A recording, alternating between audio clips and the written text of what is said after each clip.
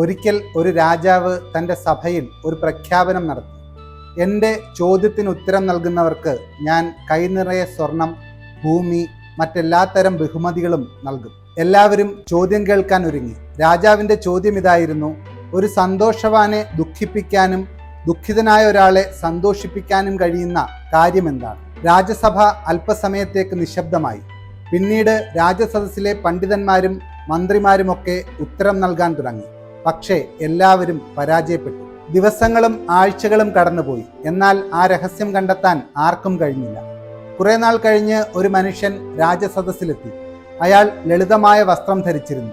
വളരെ മന്ദഗതിയിൽ നടന്നിരുന്ന ആ മനുഷ്യന്റെ കണ്ണുകളിൽ സമാധാനം നിറഞ്ഞിരുന്നു. അയാൾ പറഞ്ഞു: പ്രഭോ, അങ്ങയുടെ ചോദ്യത്തിന് ഉത്തരം എനിക്കറിയാം.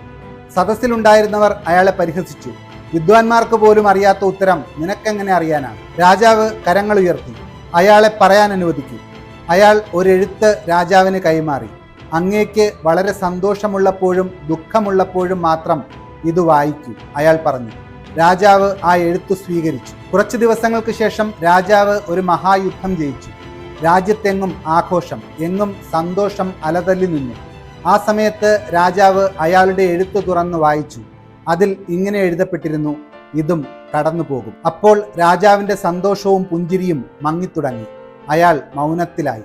ഏതാനും ആഴ്ചകൾക്ക് ശേഷം രാജാവിൻ്റെ ഏറ്റവും പ്രിയപ്പെട്ട ഒരാൾ മരണപ്പെട്ടു. രാജാവ് അതീവ ദുഃഖിതനായി. അപ്പോൾ രാജാവ് ആ എഴുത്തിനെക്കുറിച്ച് ഓർക്കുകയും അതെടുത്ത് വായിക്കുകയും ചെയ്തു. ഇതും കടന്നു പോകും. രാജാവ് കണ്ണീരൊഴുക്കി. എന്നാൽ ഇത്തവണ വലിയ സമാധാനം അനുഭവപ്പെട്ടു. രാജാവ് ഒടുവിൽ ആ സത്യം മനസ്സിലാക്കി. സന്തോഷമായാലും വേദനയായാലും എല്ലാ കാലവും നിലനിൽക്കില്ല. അദ്ദേഹം ആ മനുഷ്യനെ വിളിച്ചു വരുത്തി. അതിനുശേഷം ഇപ്രകാരം പറഞ്ഞു: നിങ്ങൾ എനിക്ക് സ്വർണത്തേക്കാൾ വിലയുള്ള ജീവിത സത്യമാണ് മനസ്സിലാക്കി തന്നത്. അതിനുശേഷം അദ്ദേഹം വാഗ്ദാനം ചെയ്തിരുന്ന സമ്മാനങ്ങളൊക്കെയും ആ മനുഷ്യന് നൽകി. ജീവിതത്തിൽ ഒന്നും ശാശ്വതമല്ല. അതുകൊണ്ട് നമ്മുടെ നല്ല സമയങ്ങളിൽ വിനീതരാകാം. മോശം സമയങ്ങളിൽ മനോബലത്തോടെ പിടിച്ചു നിൽക്കാം. കാരണം ഇതും കടന്നു പോകും.